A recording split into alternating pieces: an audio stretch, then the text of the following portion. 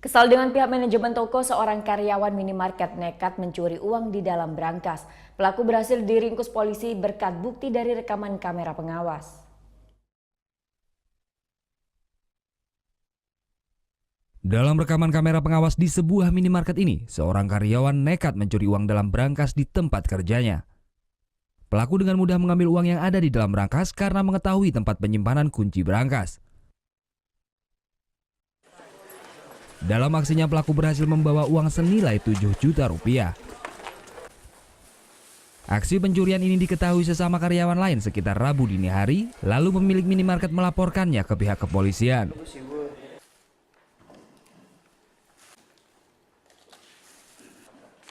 Polres Jemberana yang menerima laporan pencurian berhasil meringkus pelaku pada Rabu siang. Pelaku pada saat itu masuk kerja seperti biasa di minimarket SWT, di mana pelaku bekerja. Kemudian pada pukul 01.15 itu pelaku izin duluan pulang dengan beralasan bahwa menjemput temannya yang kehabisan bensin. Ternyata pada pukul 03.00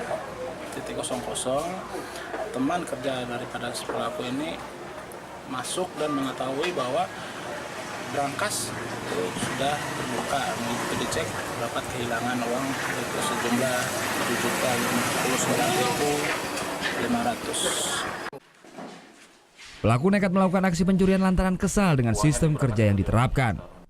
Di brankas sama di kasir. Di kasir.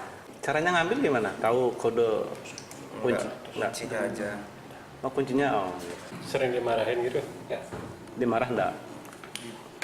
Disuruh apa tuh? Kerja lewat mana? Iya. Kadang kalau kerja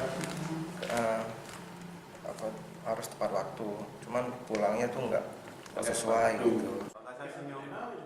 Dari hasil penangkapan ini, kepolisian mengamankan barang bukti berupa uang tunai senilai 2 juta rupiah, 1 unit telepon genggam, serta seragam kerja.